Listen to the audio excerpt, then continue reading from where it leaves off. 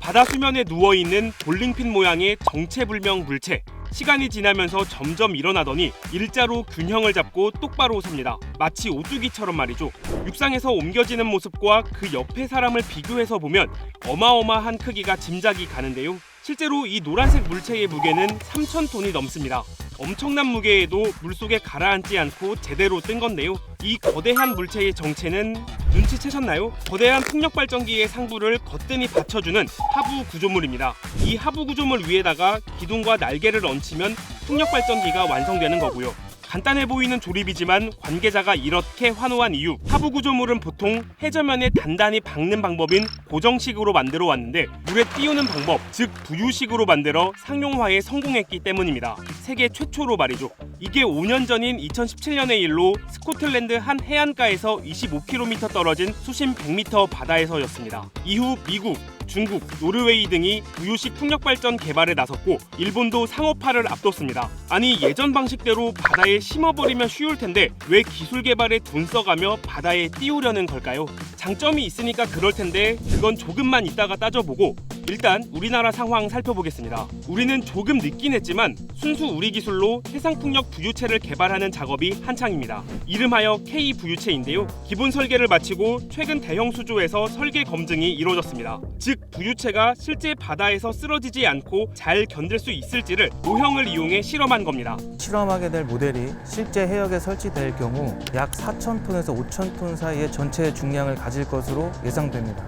36분의 1로 축소되어 실제 해역에 맞는 환경 조건을 적용하여 부유체 축소 비율에 맞춰서 수조의 인공 바람과 파도를 만들고 시간도 같은 비율로 줄여 실험이 진행됐는데요. 수조에 가해진 환경은 익스트림 조건이었습니다. 실제 바다라고 쳤을 때 50년에 한 번 빈도로 가능성이 있는 극한 조건으로 풍속은 초속 39m, 타고는 9.7m로 보면 되는데요. 이 극한 조건에서 모형은 좌우, 앞뒤로 조금씩 움직이긴 했지만 쓰러지는 일은 없었고요. 컴퓨터로 측정된 기울기나 안정성 등은 정상 범위였다고 관계자는 설명했습니다.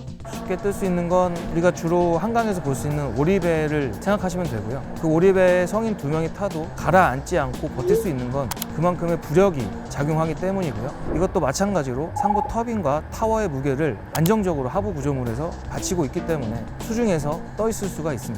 즉 부력을 이용해 물에 뜨게 만들고 물살에 쓰러지지 않도록 무게중심을 잡아주는 원리인 거죠. 마치 오뚜기처럼요. 여기에 부유체가 다른 데로 휩쓸리지 않도록 부유체 기둥에 계류선을 달고 이 계류선을 해저면에 고정해 놓은 닷과 연결해 두는 겁니다. 원리 자체는 복잡하지 않지만 부유체를 가볍게 만들어 생산 비용을 줄이고 동시에 구조의 안정성을 확보하는 게 핵심 기술이 되죠. 이후 선급 인증과 실시 설계, 제작, 조립 등의 과정을 거치게 되는데 차질이 없다면 5, 6년 후에는 상업화가 가능하다는 판단입니다. 이처럼 경험이 전무한 국내 업체들이 부유체 기술 개발에 뛰어든 이유 뭘까요? 부유식은 기본적으로는 공간적인 제약이 좀 덜해요. 그리고 멀리 가면 멀리 갈수록 바람이 좋아지고요. 바다에선 멀리 나갈수록 바람이 세지니까 해안가보다 발전량이 많아지는데요. 고정식은 기본적으로 이제 땅바닥까지 가야 되기 때문에 너무 깊으면은 하부 구조물이 엄청나게 커지잖아요. 그러면 경제성을 확보를 못하는 거고 대신 부유식 같은 경우는 어디든 갈 수는 있어요. 그렇기 때문에 얘는 수심이 100이 됐든 심지어 1000m가 돼도 똑같은 거예요. 즉, 먼 바다는 대개 수심이 깊은데 하부 구조물을 해저면에 고정하는 대신 물에 띄우는 방식으로 비용을 줄인다는 거죠. 여기에 부유식은 고정식과 비교하면 상대적으로 풍력단지의 대규모화가 가능하고 바다 경관 훼손을 줄일 수 있다는 장점이 있습니다. 또 멀리 있다 보니 발전기 돌아가는 소음이 주민들에게 들릴 일도 거의 없죠. 다만 해결해야 할 과제도 아직은 적지 않은데요. 일반적인 비용으로 본다고 하면 고정식은 약 메가와트당 55억 정도, 부유식은 메가와트당 66억 정도인데 이게 이제 물론 이제 더 낮아지긴 낮아질 거예요. 그런데 약간은 현재까지는 고정식이 더 싸요. 먼 바다에서 생산한 전력을 끌어오려면 긴 해저 전력망도 필요하고요. 각종 인허가도 받아야 합니다. 또 어민 입장에선 어업 활동에 지장을 받을 수도 있는 만큼 기업들은 어민의 사업 참여를 유도하는 등 피해를 줄일 방법을 모색하고 있는데요.